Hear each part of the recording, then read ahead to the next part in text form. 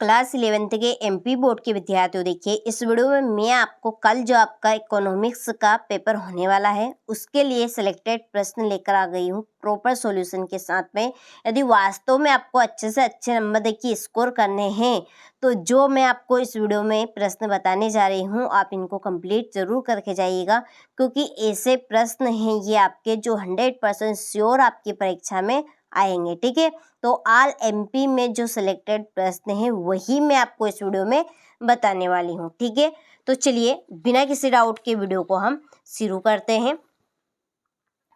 तो देखिए पहला प्रश्न है, उत्पादक कार्यों के लिए सरकार द्वारा दी गई मौद्रिक सहायता कहलाती है, तो सहायिकी क्या कहलाएगी? सहायिकी। दूसरा है, आंकड़ों के प्रस्तुतिकरण में पहला कदम है वर्गीकरण का। ठीक है, तीसरा है सांख्यिकी के जनक है, तो सांख्यिकी के जनक कौन है? गॉटफ्राइड एकेनवाल।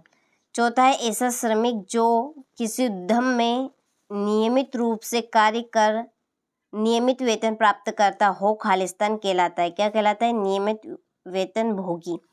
और पांचवा, भारत में जनगणना कितने वर्षों के अंतराल में की जाती है? तो 10 वर्ष में। कितने? 10 में। ठीक है, सूचकांक मापते हैं, तो सूचकांक मापते हैं संबंधित चरों के एक समूह में होने वाला परिवर्तन। ठीक है, इसका आपका रहेगा दा। चलिए तो अच्छे से आप स्क्रीनशॉट ले लीजिए यहाँ से और इनको आपको अच्छे से कंप्लीट करने हैं। ठीक है, इसके बाद में हमारा अगला क्वेश्चन है कि रिक्त स्थानों की पूर्ति कीजिए। देखिए पहला है, नए उभरते रोजगार मुख्यतः खालिस्तान क्षेत्र में ही मिल रहे हैं, तो ये रहेगा आपका सेवा। ठीक है, अगला है, किसी पाई चार्ट के केंद्र पर बना कुल कोण खालिस्तान होता है 360 डिग्री का। तीसरा है, सतत विकास में खालिस्तान संरक्षण पर बल दिया जाता है संसाधनों के, इसमें आएगा संसाधनों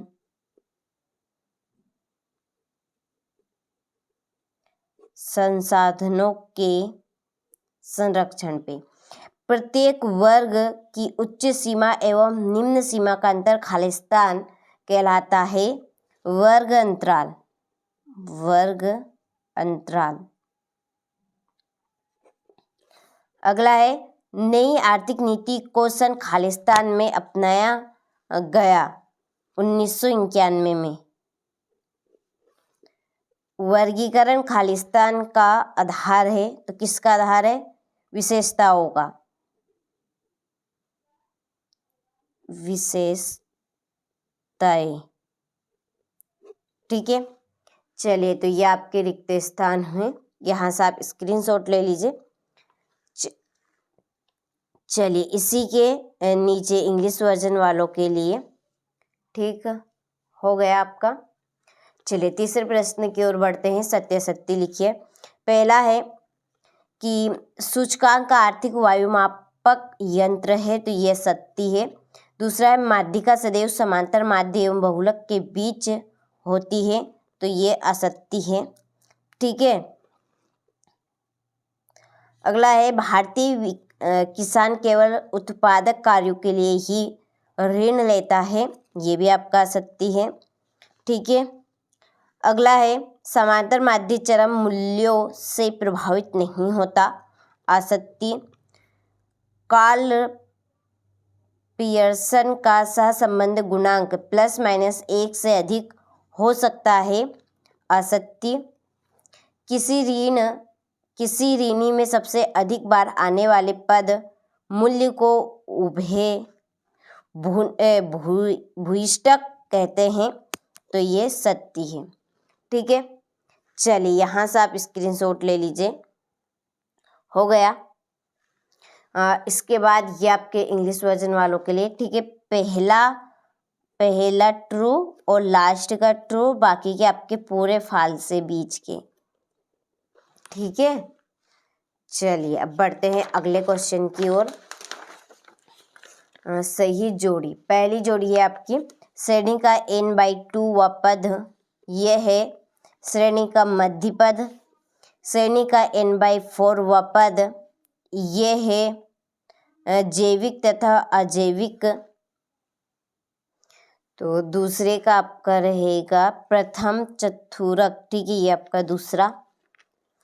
श्रेणी का 3n/4 वा पद, ये है तृतीयक चतुर्थक।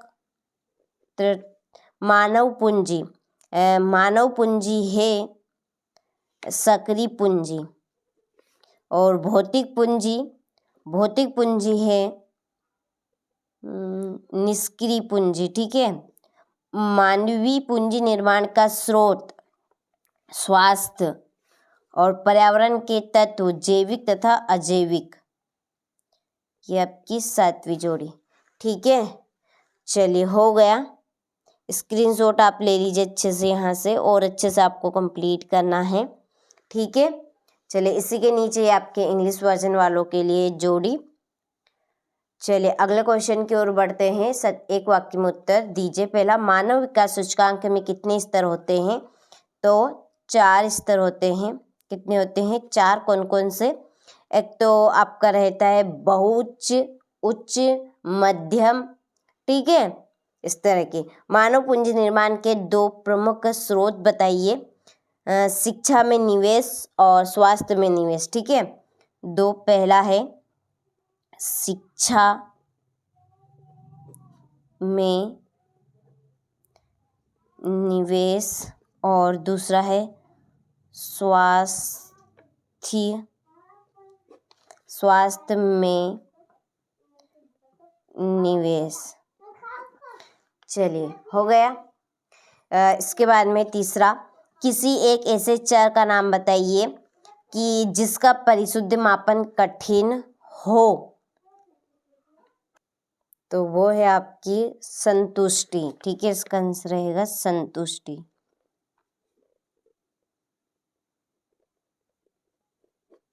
अगला है, पाकिस्तान में आर्थिक सुधार कार्यक्रम कब प्रारंभ किए गए? तो 1988 में। 5वां है, औद्योगिक श्रमिकों के लिए उपभोक्ता कीमत सूचकांक में किस मद के लिए उच्चतम भार होता है? तो खाद्य और पेय पदार्थ के लिए। खाद्य और पेय पदार्थ, ठीक है। अगला है, आबादी की दृष्टि से विश्व में सबसे बड़ा देश कौन सा है? चीन, ठीक है।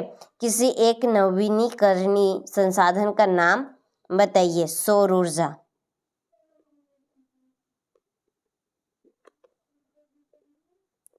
सौर ऊर्जा, ठीक है। चलिए, तो यहाँ से आप स्क्रीनशॉट ले लीजिए, ठीक है। थोड़ा सा बारीकी से आप इस पे काम कीजिएगा। इसके बाद में ये आपके इंग्लिश वर्जन वालों के लिए, ठीक। 6ठा प्रश्न देखिए, निजीकरण क्या है? 7वां है, 2 प्रकार के माध्य के नाम लिखिए। योजना को परिभाषित कीजिए। मौसमी बेरोजगारी किसे कहते हैं? किन्हीं 2 वैश्विक समूह के नाम लिखिए, ठीक है। इन प्रश्नों के आंसर के लिए आप NCERT कोचिंग ऐप पर डाउनलोड करें, वहाँ पर सारे प्रश्न के आंसर आपको मिल जाएंगे। 11वां है, निम्नलिखित आंकड़ों से माध्यिका की गणना कीजिए। सहसंबंध की परिभाषा लिखिए।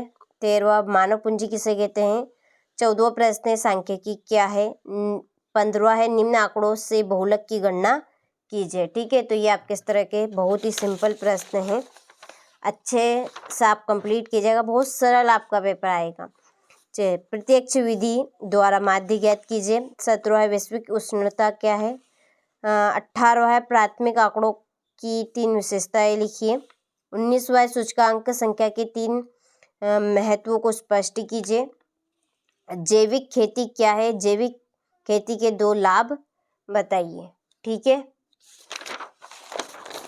इसके बाद में है 21वां प्रश्न, क्षेत्रीय और आर्थिक समूह के बनने के 4 कारण। और 22वां है, प्रश्नावली का अर्थ समझाइए। प्रश्नावली के 2 गुण लिखिए। और यह है 23वां प्रश्न, मानव पूंजी और भौतिक पूंजी में 4 अंतर स्पष्ट कीजिए। चलिए, तो आपने सारे प्रश्नों का अच्छे से स्क्रीनशॉट ले लिया होगा अथवा सहित। तो